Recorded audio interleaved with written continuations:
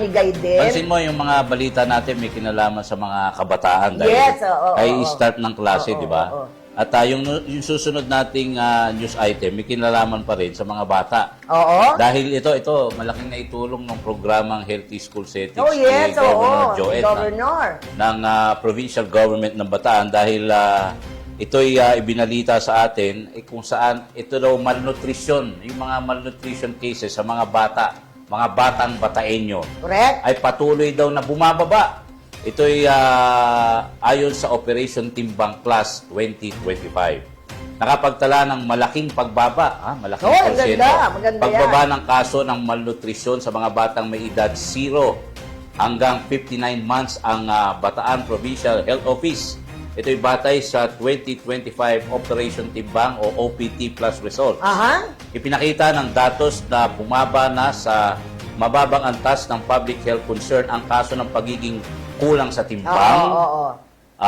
pandak, payat, at sobra sa timbang ng mga bata sa lalawigan. Kasi Ayan. merong sobrang payat, Yung merong hindi, kulang sa height. Akala nila kung mataas, okay na. Oo, masama Hindi rin po. pala yung mataba, yung sobra sa sobra, timbang. oo. Or kulang naman sa timbang, payat, Oo, kulang sa yan, timbang. yan. Sa inilatag na ulat sa pulong ng Provincial Nutrition Committee, bumaba ang bilang ng mga batang kulang sa labis na or kulang at labis na kulang sa timbang mula 3.1% noong 2023 ito. Aha. Patungo sa 2.07% ngayong 2025. Wow, ang laki, binaba, malaki. Ulit natin, mula sa 3.1% naging 2.07%.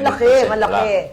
Ang stunting o pagkapandak ay bumaba. Yung pagka-stagnate nung paglaki nila. Sabi dito, ang stunting o pagkapandak ay bumaba mula 5.5% Aha. noong 2023. Ngayon ay 3.2% na lang. Ay, ang galing. Habang ang wasting o sobrang kapayatan ay bumaba mula sa 2.5% patungo sa 1.54%. Uy, ganda ha. Yung iba kasi sobrang payat Payat, naman. oo. Gayun din ang mga kaso ng sobrang timbang at obesity Obesity. ay bumaba mula 3.4% tungo sa 2.48% ngayong taong 2025. Ayon sa mga opisyal, ang positibong resulta ay bunga ng mahusay na pagkapatupad ng mga programa sa nutrisyon mula sa lalawigan hanggang sa barangay. Mula sa taas hanggang sa barangay. Oo. So, siyempre, sa pamumuno ni Bataan Governor Jose Enrique Garcia III, kung saan patuloy ang suporta sa mga programang pangkalusugan at pangnutrisyon.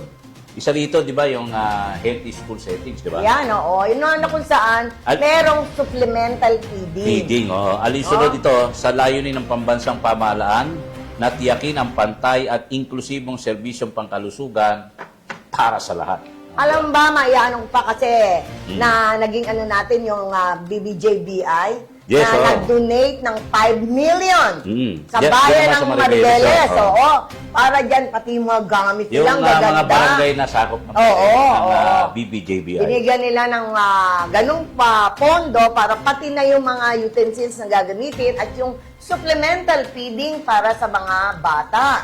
No? Ngayon, ang ginawa naman ni Mayor AJ Concepcion, nagtayo ng kusina ni Kuya. Kung saan lahat ng nilulutong supplemental foods para sa iba't ibang paaralan ay doon na ginagawa at inihahatid sa bawat paaralan. Yan. Ang ganda, di ba? Thank you, BBJBI. Ang laking tulong ng 5 million na inyong ibinigay sa bayan ng Maribeles sa mga nasasakop na... Last year pa yun, malay mo ngayon. Oo, malay mo, di ba? May bigay uli ang At tanggapan ni saka, Sir yun ang Reggie. sinasabi natin na tulong-tulong o ngayon nakita natin yung resulta. Ang ganda ng resulta, ang laki ng pagbaba ng porsyento ng mga malnutrition sa ating mga bata. Yes. Diba? So,